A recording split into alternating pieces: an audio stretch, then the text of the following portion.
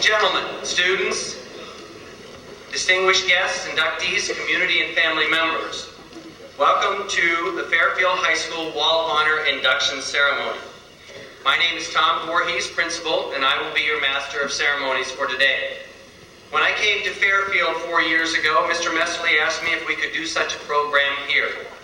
We put our heads together, and here we are in the 3rd year.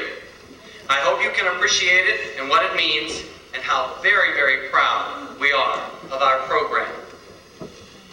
It is my pleasure to introduce to you this morning the Superintendent of Schools, Mr. Triplett. Mr. Triplett has been a guiding force behind many positive educational initiatives in the Fairfield School District, and we value his leadership and his vision. Please join me in showing our appreciation for Mr. Triplett.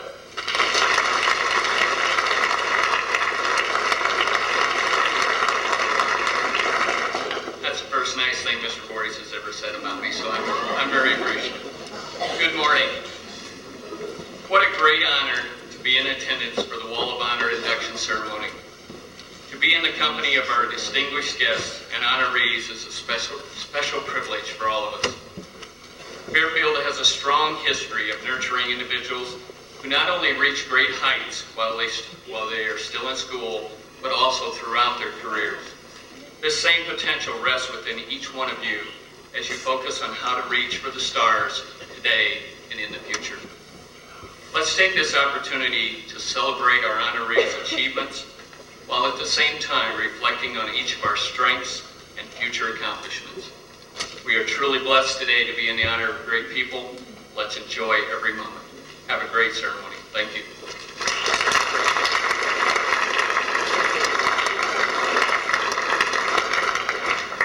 Thank you, Mr. Triplett. Our next speaker this morning is our Associate Principal, Mr. Bandy.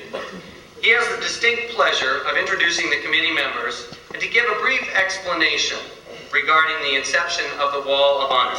Would you please join me in a warm welcome for Mr. Stacy Bandy.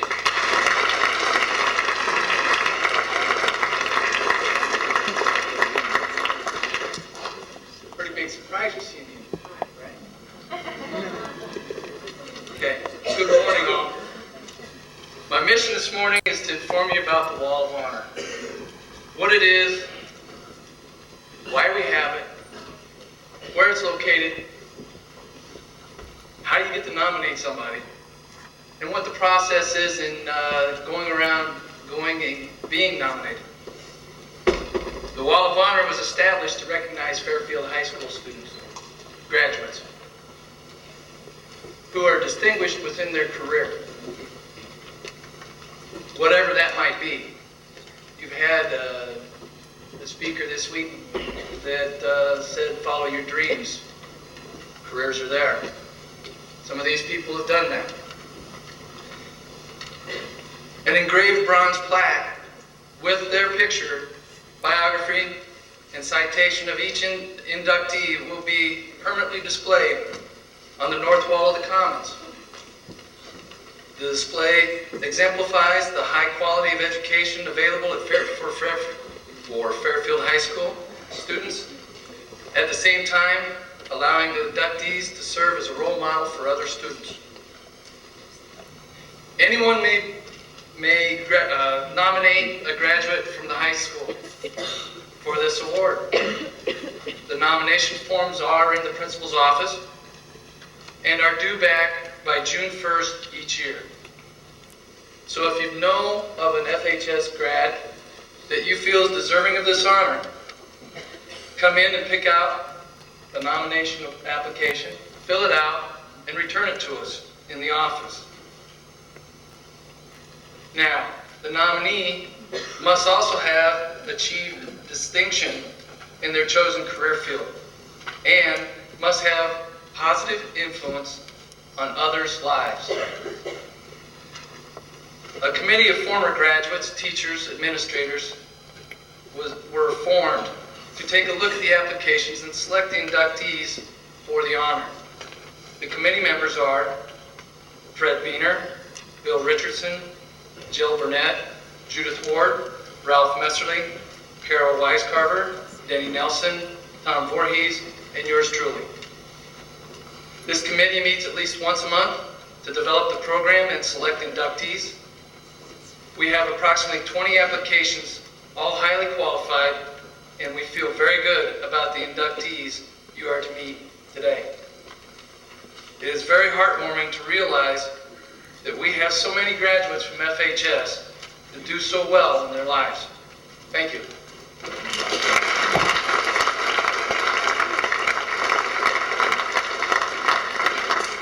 Thank you, Mr. Bandy. And the committee members are here today. Would you please stand and be recognized? Thank you very much.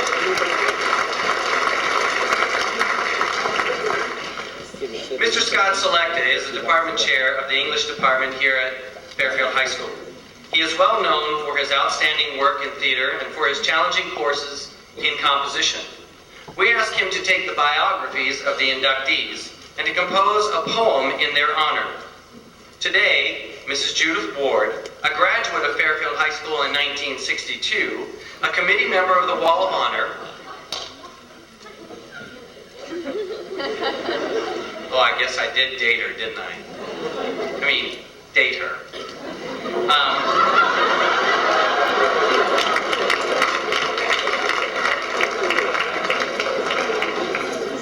Okay, where were we? Mrs. Ward, committee member of the Wall of Honor and a fantastic secretary to the principal. I may have recovered something there. We'll read each poem before the induction of our honored guest. Our first inductee this morning is Robert Gamrath, class of 1937. Mrs. Ward, will you please come forward?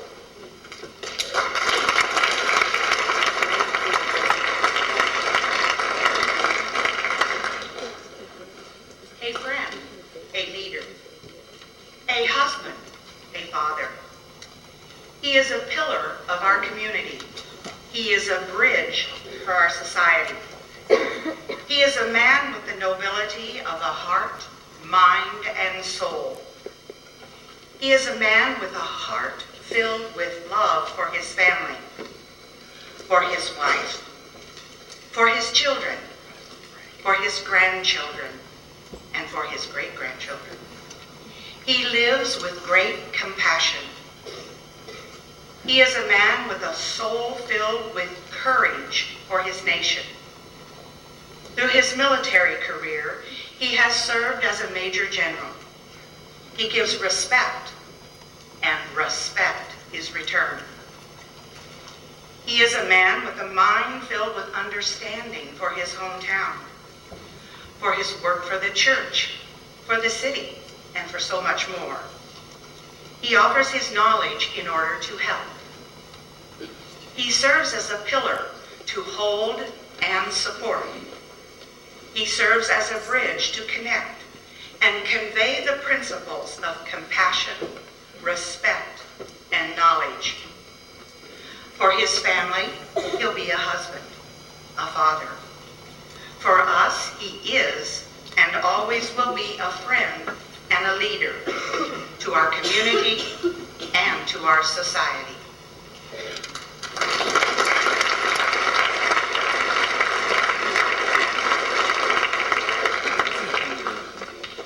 Our first inductee is Robert Gamrath, and introducing Robert this morning will be General Warren Lawson, class of 1951, and an inductee into the Wall of Honor in 2004. Please join me in a warm welcome, a welcome back to General Lawson.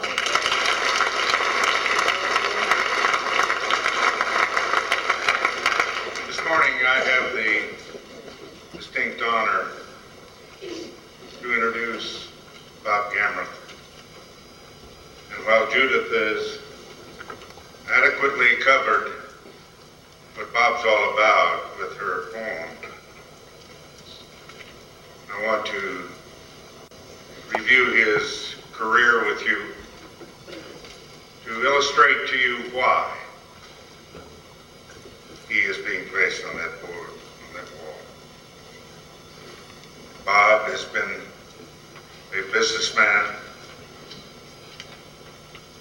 He He has been an unparalleled civic leader.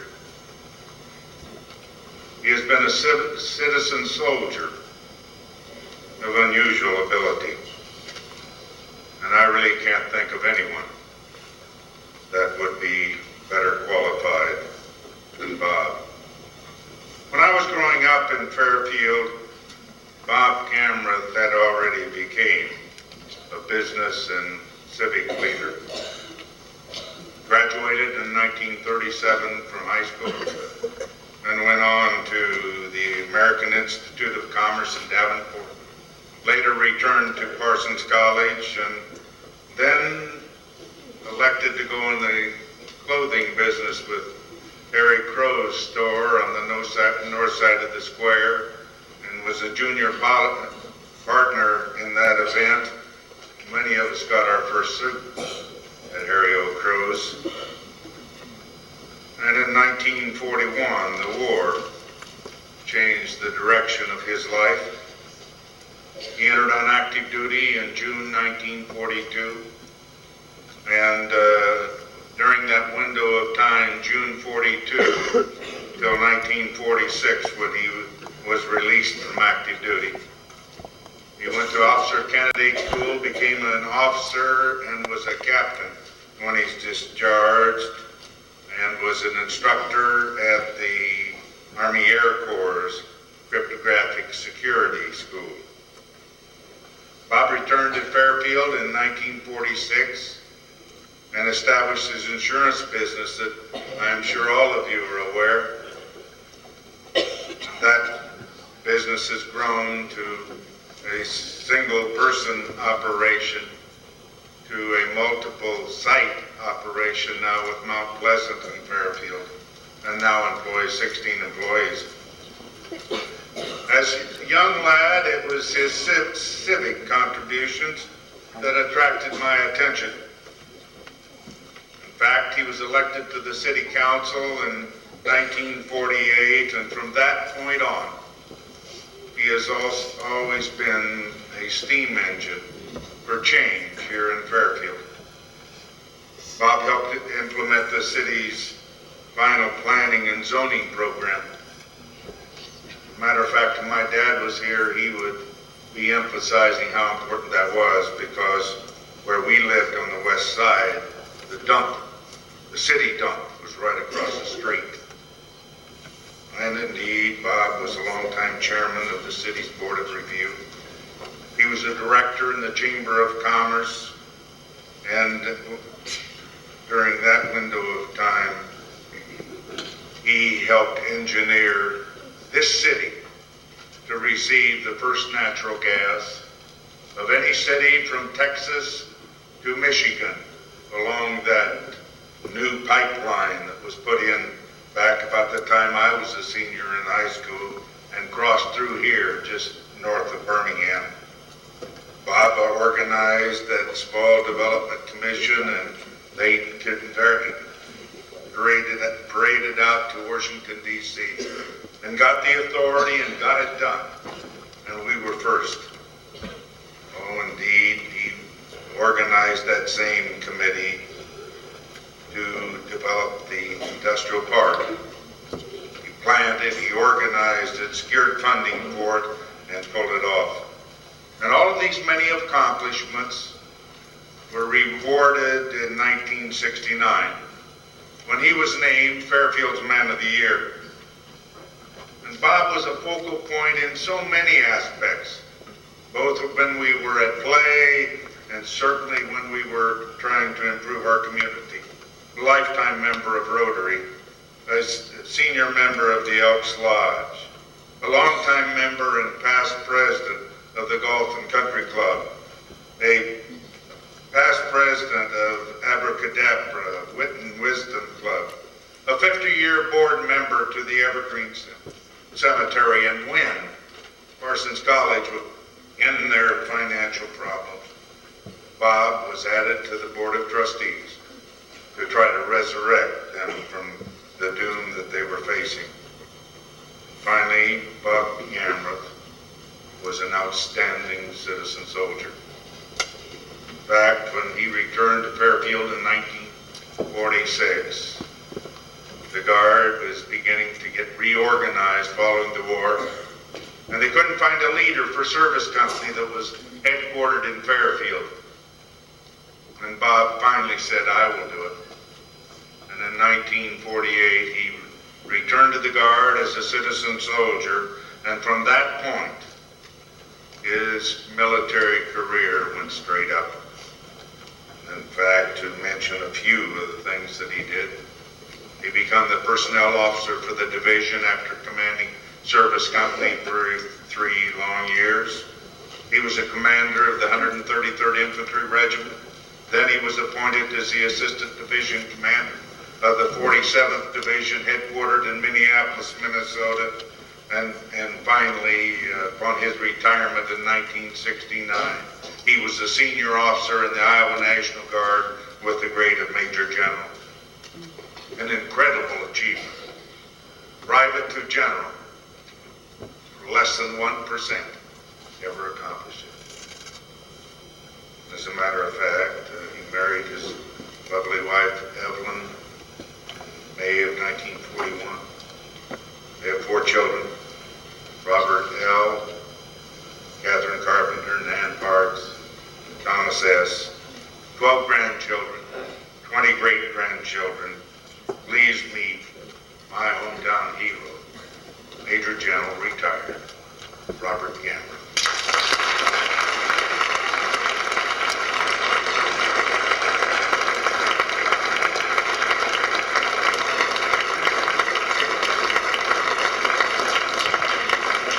I'd like going to your own funeral.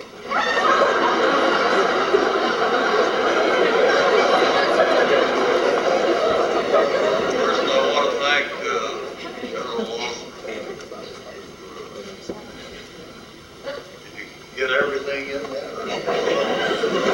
And Ellen, my wife, children, family, a whole bunch of friends back there. And the first thing I want to talk to you about, I didn't pay attention to what I'm supposed to know. Mainly because an old man has 8 minutes. There's no way in the world he can walk that. It may take that long just for me to get up.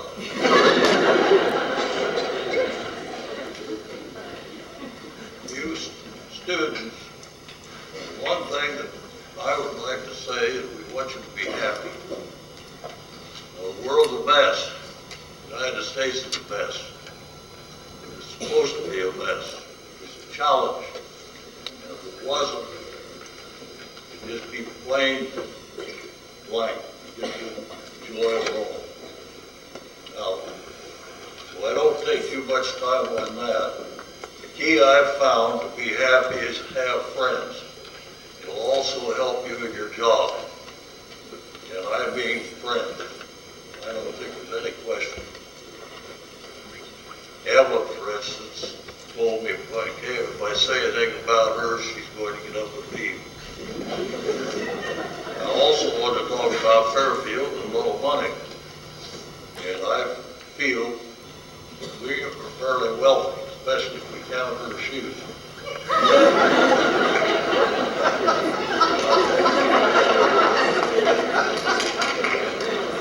She isn't going very far because I took the clutch out of both cars. I have lots of attorneys that are good friends. They tell me at the University of Iowa that these A students become the teachers, professors. B students become the judges, C students make the money. And I want all of you to listen a bit to what I'm saying. I'm an old soldier, and I mean old. This country has one problem, and that's the problem of retaining a sound National Guard and a sound military. When I went off to World War II, we had less than 300,000 people in the entire military. And it was poorly trained, not because they didn't try, because of the Depression and they just couldn't afford it. Now we have one of the best navies and one of the best air forces. We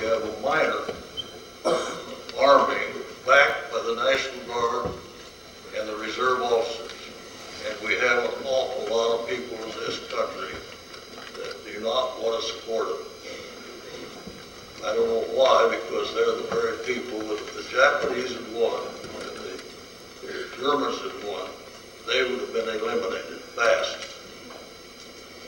The only thing between you and these Muslim holy wars is the United States military and the civilian. In World War II, we went from 300,000 people poorly trained, and the first year was losing 10 million in uniform. That 10 million, where'd they come? They were civilians, and they won the war. But there was also 10 to 15 million women and older men who went into the factories and produced the machines, the guns, the ammunition, tanks, airplanes, Liberty ships, and that's what won the war. You cannot have lived in a country like this or a world like this without a good military. The other thing is, I read in the paper all the time about the military, that they wish they'd cut back on it and put it in education. The United States military is the #1 educator in this country, if not the world. It produces more people. I served on the governor's committee 2 years after I retired, and now any 18-year-old join the Guard or the military. They'll pay his tuition all through college, and he now, believe this or not, for you old soldiers and sailors, he gets $50 a drill. The drill is 4 times on a weekend, $200 on a weekend. There's also a $10,000 possible that the state of Iowa, due to this gentleman, General Lawson, is now 100%. He brought it up from 40 to 50% in a lot of places. He also added a ton to our armory to retain the 34th Army Guard, and they were very kind. They named us Shorts and Tree.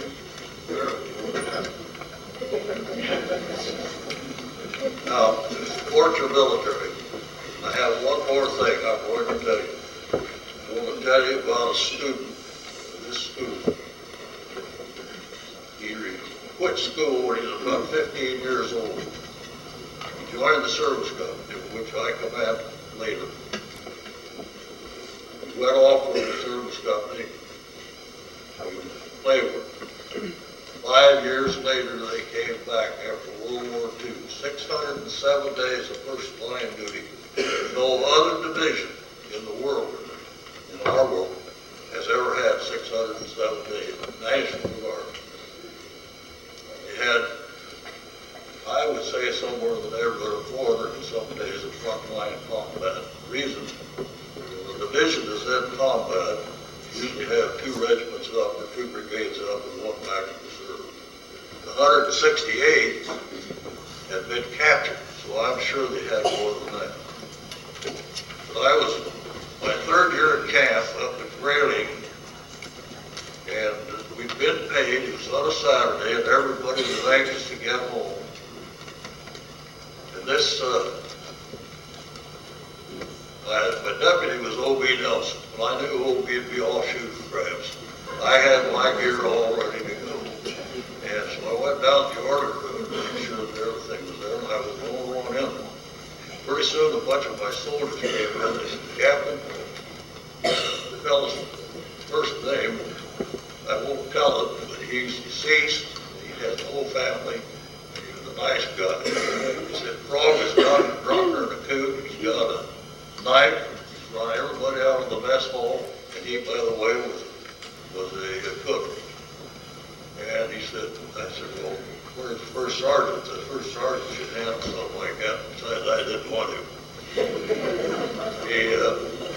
I said, "We can't find him." So I said, "All right, just a moment." I went down to the mess hall. I looked in. The troops were standing, probably 20, 30 around looking at him. Some of them were laughing. Some of them were worried about it because they had a lot of cleanup to do. sitting there with this big long knife, looked like a big sword, dancing around, stumbling around. Finally got a little courage up, and I thought, my gosh, I'm going to get all cut up. I won't even get the Purple Heart down to that little life. So I got about 15 feet from him. And I said, Float, you turn around and give me that. I'm your company commander. He turned around, white as a sheet, right there on the attention. I about fell down. He took hold of the blade, he handed me the knife. I turned around, I yelled, 2 or 3 of you soldiers coming to take Float down and put her to bed. And you stay with him till he's asleep and go on and go home in the morning. Well, you asked what you do about him. He was a sergeant. I didn't do anything, and I'll tell you why. And this, you will remember the rest of your life. It's been 55 years, and I remember it well. The service company is just what it says. We provide the service to the entire regiment. All the ammunition, all the food, all the clothing, all the transportation, all the maintenance, everything. But in combat, we have one more. It's called graves registration. In Float's job, along with 1 or 2 others, go out into the field and pick up dead bodies. And I mean, they were 16, 17, 18, 19, 22, 3 years old. Lots of them in those days went illegally. I was one of them. The worst part about it, you tag those, bag them, put them in, back out, get more. But if they were ever hit by artillery or air, they weren't bodies, they were just pieces of the man. It was his job for over a year in Frontline, picking up bodies. Now, there's a lot of frogs in this world giving their lives so that we could be free. Thank you.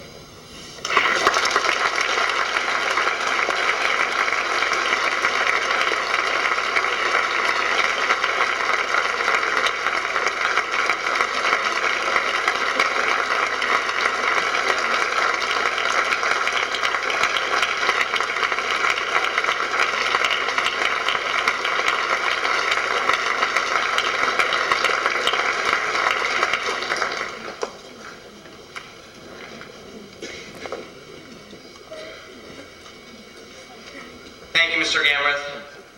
Our second inductee is Patricia Thoma Wheeler, class of 1963. Mrs. Ward, will you please come forward with the poem?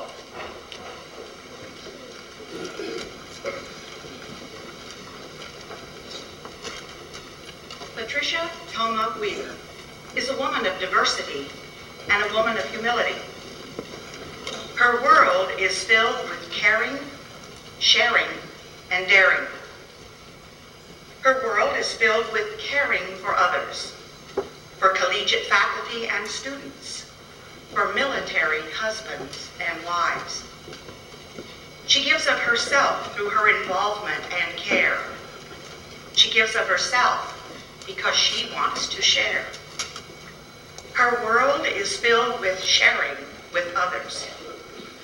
From Hawaii to England, spanning the world. From Iowa to Utah, spanning the nation. She gives of herself because she is sharing. She gives of herself because she is daring. Her world is filled with daring. From her business expertise to her musical talent. From her writing skills to her recruitment savvy. She gives of herself because she dares.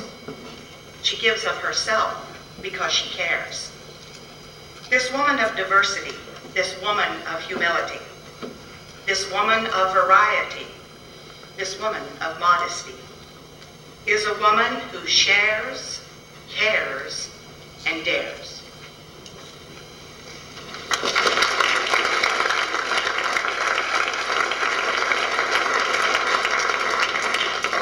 Introducing Patricia Wheeler will be Tom Louden, class of 1936, and a 2004 inductee into the Wall of Honor.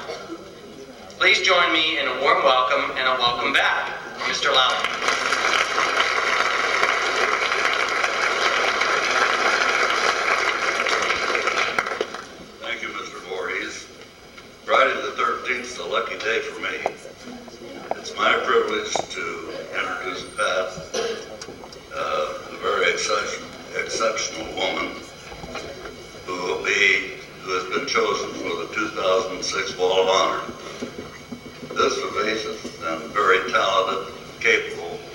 lady, mother, grandmother, wife, and yes, daughter, has had a career which has indeed made a difference to thousands and thousands of college graduates and to employers all over this country.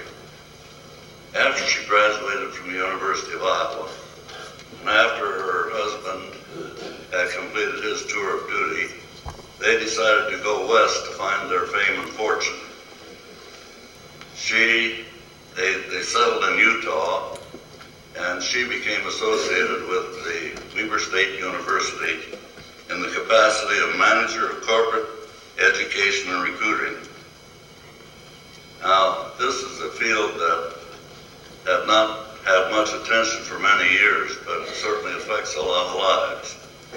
And she used her management ability, her writing ability, communication skills, and her personality to build a program that's almost unmatched around the country.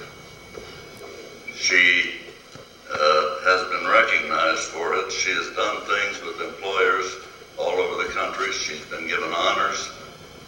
She's been given accolades, but they're all well-deserved. As a result of all this, she's held many, many important positions in the field.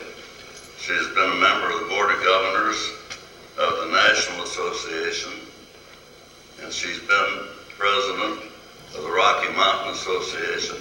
She's been president of the Utah Association, and she has, during all this time, continued with her work at the university, writing and working with the students in such a way that she's been honored by the university twice as the outstanding professional employee. Pat has been involved in so many things and has so many honors. I can't go down the list here this morning. It'll take all morning. But she has also found time to participate in community activities. She's been the first female member and the first president of the local Lions Club. This would thrill her father. He was district governor of the Iowa Lions Clubs.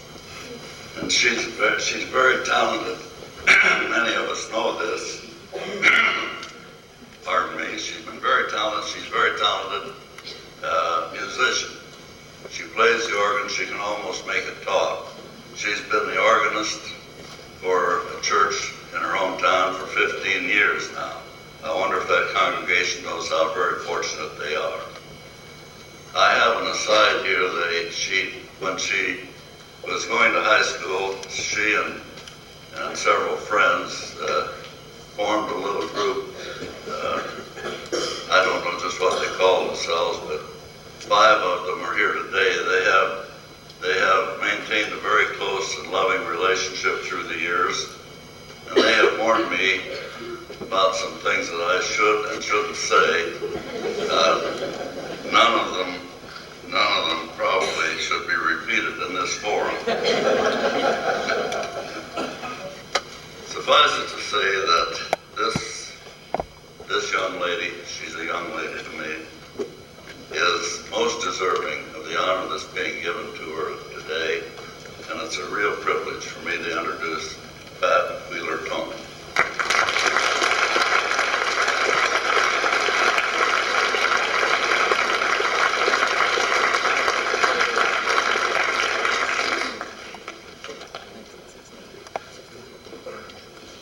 Well, it is truly an honor for me to be here today, and I want to thank again the members of the committee for deeming me worthy of receiving this award. This building, this room holds so many wonderful memories for me, and it was here at Fairfield High that I learned the academic and leadership and service skills that have served me well throughout my career and adult life. And this morning I want to talk to you about some of those skills, and then I feel a little bit compelled because of my current position to share with you all some of the skills that you need to be developing to be successful in your chosen careers. As Tom said, following graduation, I headed off to Iowa City to begin my education at the University of Iowa. And it can be pretty daunting, students, to leave an environment here where you've been active in leadership and you've taken an active role in the high school, and then pretty soon you find yourself among thousands of people and nobody knows who you are or cares much who you are. And so I think it's important for you all to find a support system when you leave Fairfield High. And it doesn't matter if your career is military or college or trade school, but find a group of people that will be your cheerleaders and will support you, and people you can bounce ideas off and will give you critical feedback. In addition to a strong support system, I soon learned that the tools in academic leadership I gained at Fairfield High were what I would draw on for my college experience and for my career. Mrs. Glinken drilled English fundamentals into us, and Mrs. Pettit taught us how to express those fundamentals in English Lit. And I used this background not only to pass out a freshman rhetoric, which was extremely nice, but to have the skills to write and produce a magazine that was distributed to 600 military wives at Hill Air Force Base. Ms. Ziegler gave us a thorough background in U.S. history that I drew on in England as a member of the Anglo-American Committee, and it was our task to establish relationships with the local English people around the base and to tell them about the United States. And perhaps the best lesson I learned from Ms. Ziegler, however, was to be prepared, because let me tell you, that was a class you didn't want to be in if you hadn't done your homework. And there were no excuses. So, you know, I soon learned be prepared or don't even show up. If something's worth doing, it's worth doing well. Dylan Lowell, our band instructor, taught us accountability. You showed up on time or you just flat didn't march. He didn't care if he had 10 students out on that field. You had a responsibility to this school, you had a responsibility to your peers, and you better step up and meet it. And I think without really being conscious of it, Mr. Lowell also taught us never to settle for second best. Fairfield High had a long history of receiving Division I ratings in marching band contests, and we all loved Mr. Lowell so much that we never ever wanted to bring home anything less than a perfect score. As editor of Troy Banner, I learned leadership skills and the ability to delegate. I learned time management skills and the importance of meeting deadlines.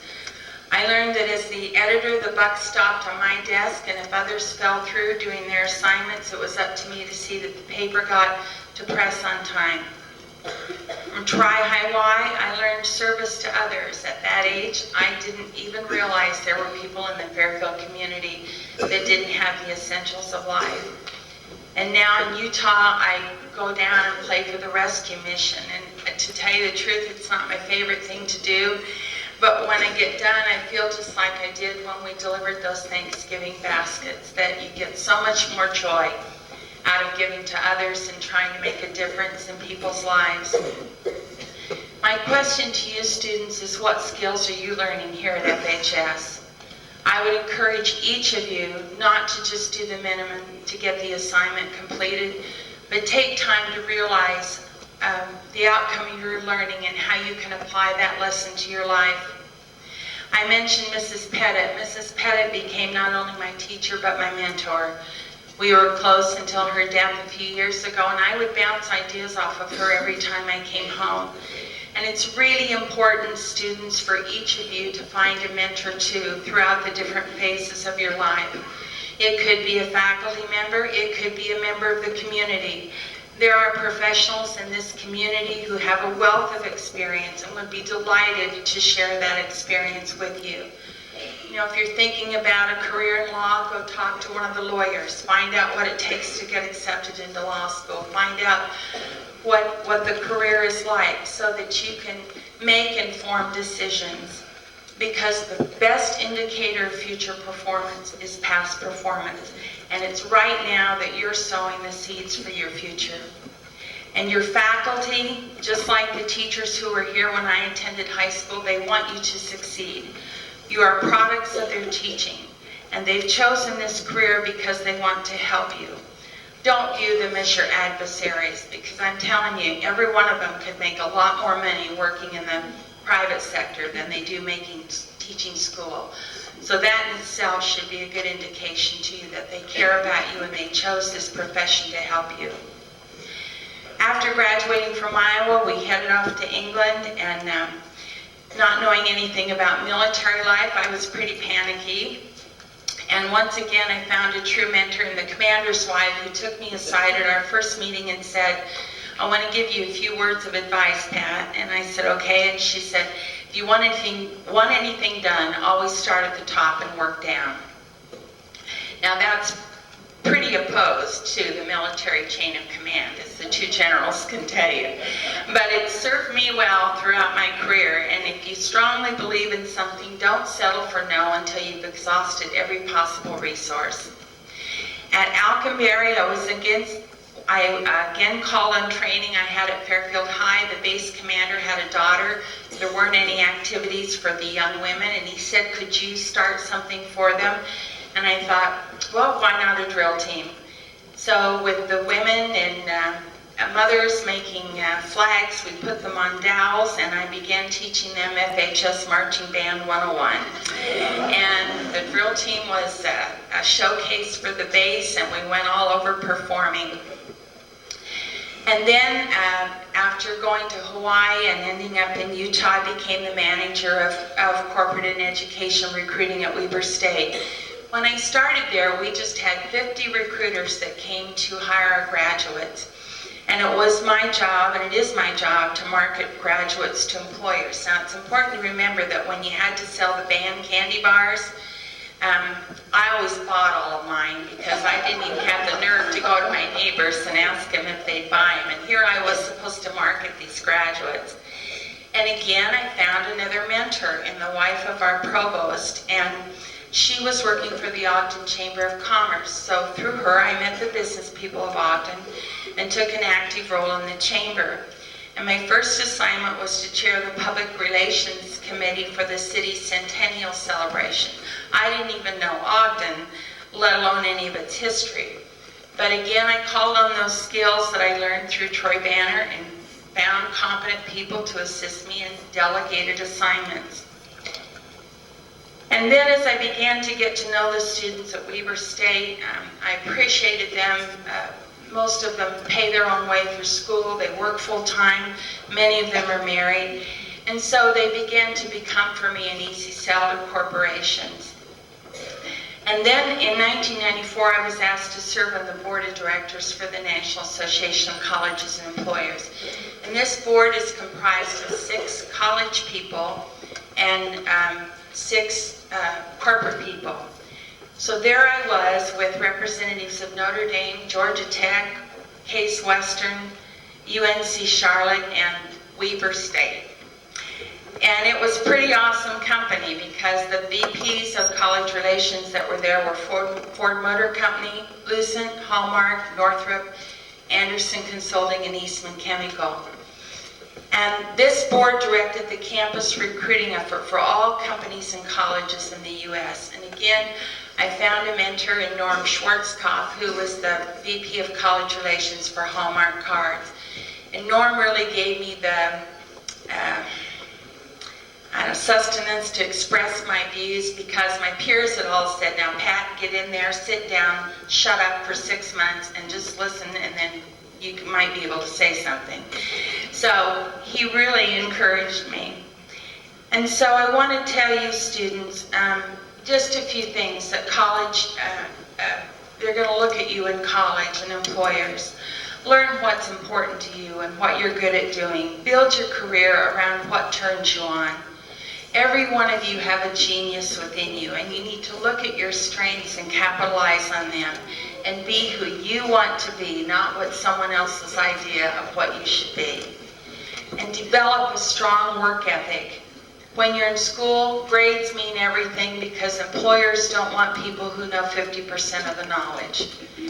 Right now, to be competitive in the college graduate, you have to have a 3.5 in your major and a 3.2 overall. And the idea of a 40-hour week is just non-existent when you graduate. A professional works until the job is done. Think globally. We live in a global economy. Prepare yourselves academically for this. Learn a second language. Spanish is great, but look at the activity going on in the Pacific Rim. Perhaps Japanese or Chinese would even get you further. Communicate powerfully. The one skill that employers complain more about than anything else is students' lack of communication skills. You must be able to communicate your ideas in the workplace and give presentations and write directives. And from this point on, every time you get a written assignment here at Fairfield High, I want you to just say thank you to your teacher. And you just use that and gain everything you can. Participate in an internship if you can, because it's not just enough to study the material, you need to apply it. I was so pleased to see in the paper that one of you had done that internship at the lab at the University of Iowa. That's great. Dress appropriately, demonstrate good etiquette, because every company has an image and they're going to decide within seconds whether or not you meet that image. You stop and think what a 30-second spot for the Super Bowl costs, and you know that companies pay millions on advertising.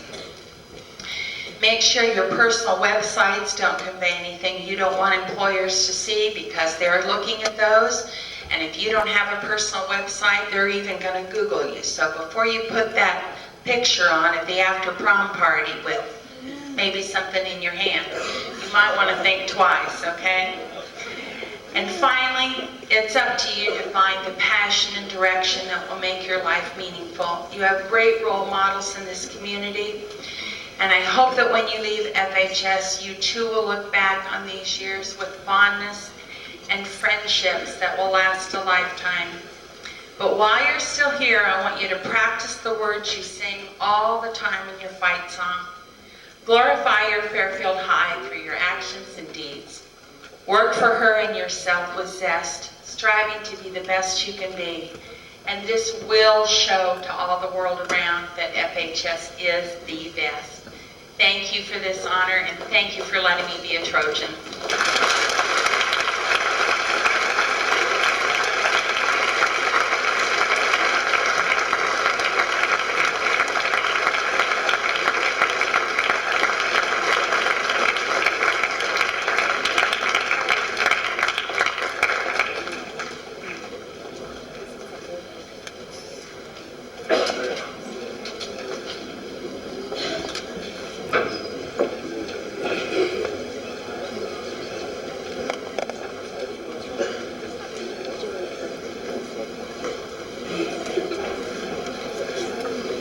At this time, our chamber choir, conducted by Mrs. Linda Mitcheltree, has prepared 2 musical selections for our guests. These selections are, if you would, I think we're doing you first, and then we're going to do Mr. Hamilton. We've saved him for last. We've saved him for over a year now. He's going to finish this up come heck or high water. Yeah, I'm going to clean it up. Anyway, our selections are going to be, I thank you, God, and my soul's been anchored in the Lord. Mrs. Mitcheltree, would you please? And one further change, we are going to reverse the order of the selections. Our soloists on the first number will be Gavin Jones and Jenny Flintsbaugh, and our piano player on the second is Brian Bogart.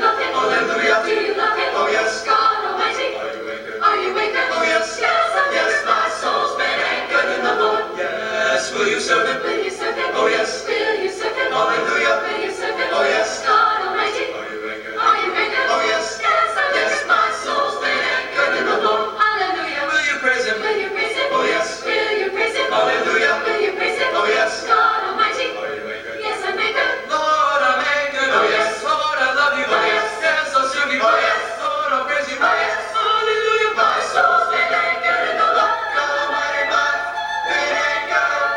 Anchored.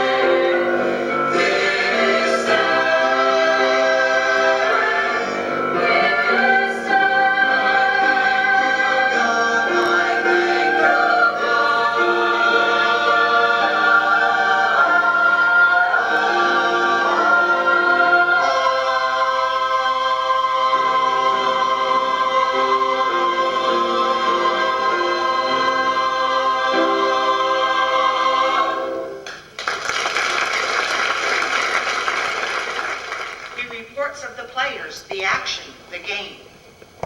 He reports on its outcome, its glory, its fame. He is the voice of thousands in need. And beyond the sports arena and its field, he gives of his talents. His service doesn't yield. He's helped raise money for so many charities. That service to people has become his theme. He is the voice of thousands. Milo Hamilton is the voice for so many reasons. He is the man to admire for so many seasons. His military contributions, his sports contributions, his service commitments.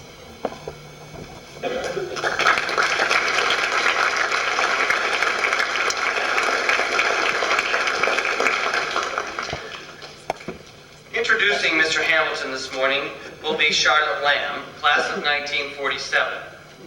Mrs. Lamb, if you would please come forward.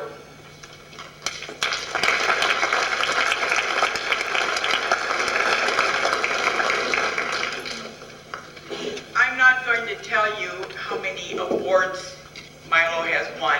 You could read that on his plaque in the Wall of Honor. But I will tell you that he has been inducted into 4 Halls of Fame.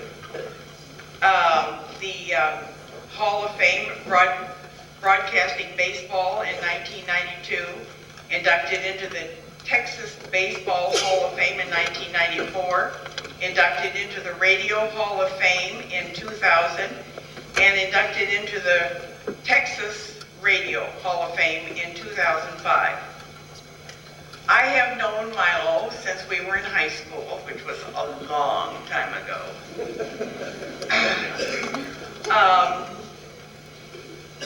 He was supposed to have been inducted last year, but the World Series got in the way of everything. But that's not the first time that broadcasting has taken him away from something important. When he was at the State University of Iowa, and I was at the State University of Iowa, he called me one day and said, "Will you sit in my music appreciation class?" It was one of those classes where there are a whole lot of seats, and if it's not filled, the person taking the attendance counts that person absent. So if the seat's filled, why, that's okay. Now, what he got out of that was a perfect attendance in music appreciation. What I got out of it was a really boring lecture on some composer. But anyway, which I could have lived a full life without ever hearing. But today he's here, so will you please welcome the voice of the Houston Astros, Milo Hamilton.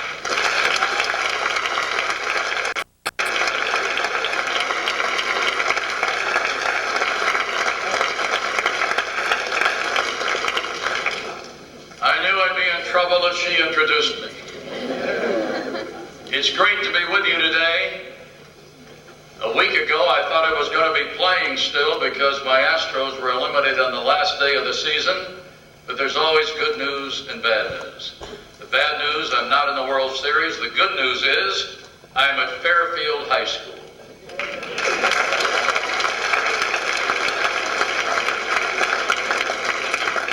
Later tonight, there's a dinner at the country club to honor the honorees.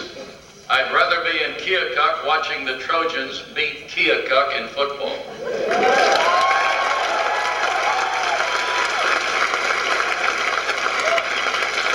the reason I'd like to be there is because my senior year in football here, we were 2-7. I'd like to go see a winner. As a member of the media, I have been asked to make a request to the folks here who may be here from the media, the Ledger, the Courier, the Register. I'm really optimistic. We would like you not to include in any of your quotes that Thomas Voorhees dated Judith Ward.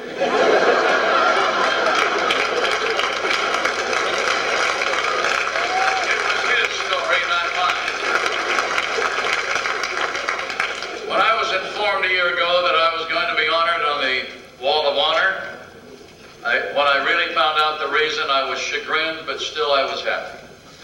There's a spot down there that needs painting. They said it was cheaper to make a plaque of mine and put it up there than repaint the wall. So if you ever wondered how I got it, and you really gotta wonder, because you know, and by the way,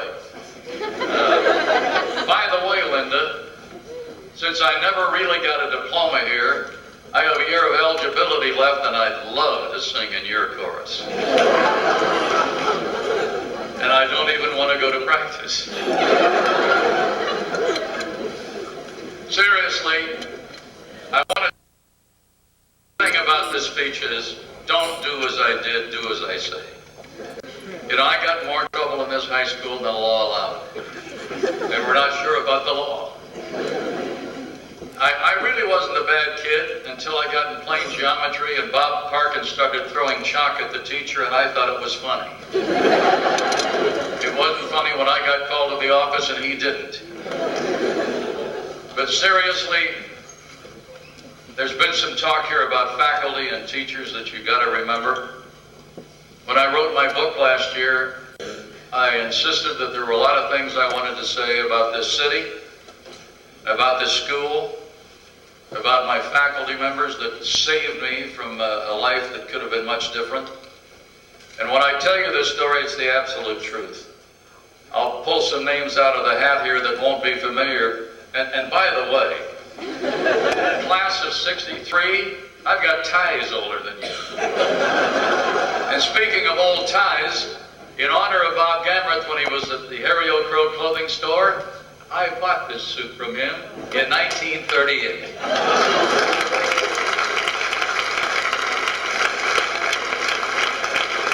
And if you believe that, I'm selling waterfront land in Tucson. Anyway, if you want to know that a teacher can save you and a principal can, I was trying to put 3 pounds of feathers in a 1 pound bag when I was here. I was playing football, basketball, ran on the track team, and the reason I was on the football team is because they had to have 48. I was 48. They had to have 12 on the basketball team, I was 12th. And is really kind of an eerie feeling, because I was in 5 plays on this stage, sang in the chorus like this great chorus did today. There was only one problem. Those books that you got to take the class, mine never got opened. And it began to show. And Marshall Coops, the chemistry teacher, I was really brutal. The only color of ink he used for my report card was red. And I didn't get F's for my letter sweater, I got them on the report card. And he went to Ted Sauer, the principal, and he said, we got to do something about this Hamilton kid. He's flunking everything. As I've talked to the other teachers, he's not going to get 1 passing grade this semester, and he'll never get out of here. So they called me in and said, you know, we got to do something. What do you think you ought to do? And then we talked about all the activities. And I guess you better give something up. Because you had to come to band at 7 o'clock in the morning. And I was skipping band because I'd been at play practice the night before. And I said, well, I guess I got to give up the band. Dylan Lowell will never forgive me. But I made up for it. And I started passing a few subjects. And believe it or not, I really did walk across this stage in the spring of '45 and got a diploma. But again, barely. Because I didn't want to be drafted and go in the Army. I made sure I wanted to go to the Navy. So after our basketball season, some of us went down to the post office and joined the Navy. Sure that we won't take them till they graduate. About a week later, they called me. And Ted Sauer had to go down on his knees to the post office, to the Navy recruiter, so you got to let these kids stay till they graduate. And we did, and a few days later. And Bob, you talked about World War II. The secret weapon was here. A month after I got in the Navy, the Germans surrendered. 3 months later, the Japanese surrendered. If I'd only joined a couple years sooner. But the Navy and the service changed my entire life. And this is a fairy tale, but it's the absolute truth. I will never forget my 18th birthday. I was in Tokyo Bay, and MacArthur was about 200 yards away signing the treaty with the Japanese on the deck of the Missouri in honor of the President, Truman, who was from Missouri. And after that, they took us to Guam, and I was in the Seabees, and one day in the Navy News, there was a picture of 3 beautiful actresses. Kind of reminded me of some of the girls I dated at Fairfield. In fact, 2 of them are here today. They're the only ones still living. So, it said we're going to do an all-GI cast theater of a Broadway play, and the play was My Sister Eileen. And I thought, well, you know, I was in all of those plays at Fairfield High School. I was the thespian of the year. I mean, I've had more stars on my name after the play programs than anybody here. I'll go down and try out for this play, and I did. And fortunately, there were 3 people from the Armed Forces Radio Network there. One of them got a part, another was the stage manager, and the other did something else. And they said, we've got a guy going home in a couple days, and we need a new announcer. Have you ever been on the radio? And I said, well, we didn't have a station in Fairfield. This was pre-KMCD. In fact, I heard the station yesterday, and a lot of things were pre-KMCD. But anyway, I was on there yesterday morning, and I thanked them for that. But seriously, when I said, the only thing I ever did was sing with the church choir from the Methodist Church in Fairfield and KBIZ in Ottumwa, but never been on the air. They said, well, we like your voice. Do you think you could come down and try it out? And so I did, and they said, we like you, and we'll do the paperwork. And I said, anything to get me out of this CB unit. And a few days later, they said, come over tomorrow at 3 o'clock, 2:30, and you're going on the air at 3, and we're going to teach you everything you need to know. Knowing my record at Fairfield High School, that was a reach. So the guy that was going home really didn't care much about showing me what to do, right? And you know that Guam is part of the Marianas. Admiral Nimitz Fleet Headquarters were on Guam, and the station was in the studio. It was the only air-conditioned building in the Pacific. And we had a hill on Guam, about 1,400 feet, and it was a mountain. They called it a mountain. It was Mount Aganya. And they said, we include everything in the station break. So at 2:45, he gave the break, and I'm going to do it at 3. This is WXLI, the voice of Guam, serving the Marianas from Admiral Nimitz Air-Conditioned Fleet Headquarters, high atop Mount Aganya. The time is 2:45. And he let the record go, and it played for 15 minutes. Now at 3 o'clock, I'm in. Never been on the air. They press the button, the red light goes on, and I say, this is WXLI, the voice of Guam, serving the Marianas, high atop Mount Aganya from Admiral Nimitz Air-Conditioned Fleet Headquarters. The time is 2:45. And from that auspicious beginning, I went into 4 Broadcast Hall of Fame. But I'm in some pretty good company again here today. When I went to Baseball Hall of Fame in '92, my honorees that were on the dais with me in Cooperstown were Tom Seaver and Raleigh Fingers, 2 of the greatest pitchers of their time. A couple years later, the Texas Baseball Hall of Fame went in with Sparky Anderson, one of the winningest managers of all time.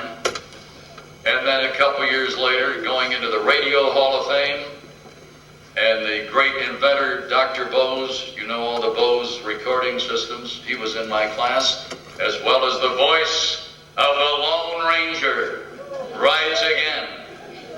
And Paul Harvey inducted Dr. Bose. And then last year, can you imagine me going into a Hall of Fame, the Texas Radio Hall of Fame, with Sam Donaldson and George Carlin? I knew with Carlin going in, anything I said would be cleaner. But the reason I tell you about these things that have happened to me, because I'm the luckiest guy in here. I've been to 10,000 ball games, never bought a ticket, and I've never worked in my life. I mean, how many people get to do that? How many people go to work every day and love what they do? That doesn't always happen, but it happened to me. But the reason I want to tell you about some of these fluky things that happened to me, and what way I prefaced it, do as I say, not as I did, because You know, later on, Bob Gamrath saved me again. I went to Parsons for a couple years, and some of you Parsons students may remember on homecoming, if we won the game, you didn't have to go to school on Monday. Well, I'm doing the game, and we're leading Iowa Wesleyan with about 2 minutes to go, and I boldly announced there will be no school on Monday. Iowa Wesleyan came back, won the game, and nobody showed up for school, and I was in really hot water. And the dean was Dean Page, I believe was his name, and he called me in and he said, "Young man, we're going to have to expel you from Parsons College." I kind of say, "Well, you don't know that I've already applied to Iowa and been accepted." So, at the urgency of my speech teacher, Gladys Ball, who thought I ought to get to the university and get on the air and further my career, well, Bob Gamrath and a couple of other guys in town heard about it, and they went to the college and said, you gotta let him back in. His folks are from here, he's from here, he's been a pretty good kid. So the dean says, all right, he can stay 1 semester. And if that semester was over, and I'm in Iowa City. But the main thing you want to do as you go through this high school, and you're the luckiest. I want to steal a line from Lou Gehrig when he was dying at the age of 39 at Yankee Stadium when they retired his number. And he said, today, I'm the luckiest man on the face of the earth. And coming from this city, and this high school, and with its tradition, you'll know later how lucky you are. This is a great city, great people. And if you'll just remember, and the great faculty here, and remember the things they do for you, and have faith in them, and let them guide you. And I was fortunate that Turk Balderson, the old football and basketball coach, took me aside. And when you made the basketball team here, until you made it, you had to buy your own shoes. And after he had told me he believed in me and he wanted me to stay in school, and I was still dressing in the gym classroom. And when he came in and threw that brand new pair of shoes down at my feet and said, you made the varsity, I knew I was going to stay. But those kind of things you don't forget. What if the chemistry teacher would have just flunked me and I'd have been out of here? Or what if the principal had thought I wasn't worth saving? You've got to remember that the lessons that you took out of this city and out of this school, and I think I've taken them well because I come back almost every year. My great friends are still in this city, and I will come back every year. Last year when I couldn't come back, I really missed the ceremony, and I'm not going to miss it this time. I am really lucky. And let me tell you this. When you get that diploma on the stage where I performed and walked across, if you mention that down at the cafe downtown, you get a free meal, free for $72. That's how much it'll mean that you went across the same stage that I did. But I had a marvelous time here. I come back almost every year, and to see old friends and to be on the same stage with 2 generals, and I was the teammate of his brother, the 4-star General Lawson. These friends you just can't understand until you're out of here. And I'm going to give you one more feeling that people have. When my book came out last spring, I sent several out here, and one of your teachers who is here today and was up in the balcony and monitoring a class, a homeroom or whatever it was. And as she was reading the book, and you're all wondering who it is, it's Angie Land, you know. And she said, I'm hearing your voice as I'm reading you talk, because it's in the book talking about when I was on the plays here at Fairfield High School. Well, if you think it was an eerie feeling for her, thinking she heard my voice, think how eerie it is for me today to be back here on this stage. It's a privilege, and it's an honor. And on the wall in my den, on one wall, I have a frame up there of my high school letter sweater. Below that, the plaque. In 75 here, they started the Native Son of the Year Award, and I got the first one. I couldn't find anybody else. But I got the first one, That's there, my high school diploma from dear old FHS. And when you sing that song, how much you love this school, and the people that, I'll tell you, when I call them on the phone here, I don't say hello. I sing the Fairfield High School song. And you are the lucky ones today, because I didn't sing. Thank you for your kind attention. I love this city, I love this school, and I love these people that are here today. God bless you, and God bless America.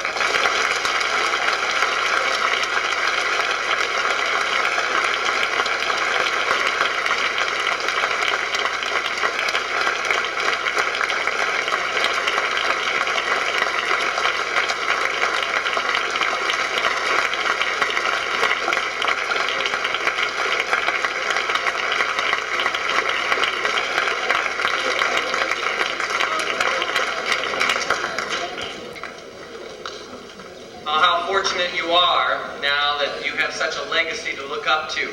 There are many, many, many people that have graduated from Fairfield High School. We're so very fortunate to have the few back that we've had so far, and we'll have many more. But to share their legacy with you, to let you know that it is possible. That what you need to know right now in order to be successful and to go on and to cherish the experiences that you have here. Mr. Bandy will have a few words in closing. Just another round of applause for our three inductees.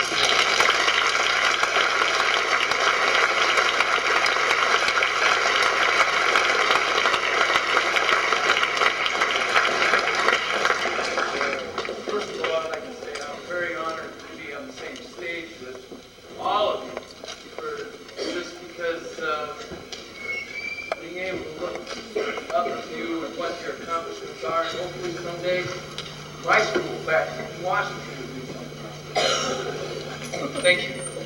I would like to thank those who participated in the induction program, either directly in the public phase or behind the scenes.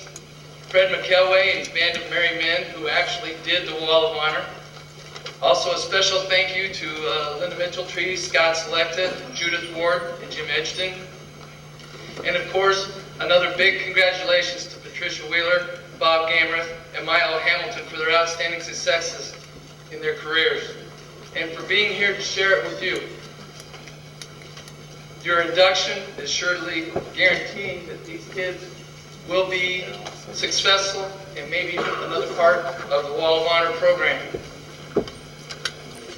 I would like to thank you folks, kids, teachers, for being well-mannered, attentive, and listening, not only to this induction program, but to Sam Glenn, who delivered the same message. One of courage, one of following your dreams, no matter what they are, working hard to get there. That's important. You will leave here, and in the span of your lifetime, this is your high school years. Take them and make them something so that the rest of your life will be something.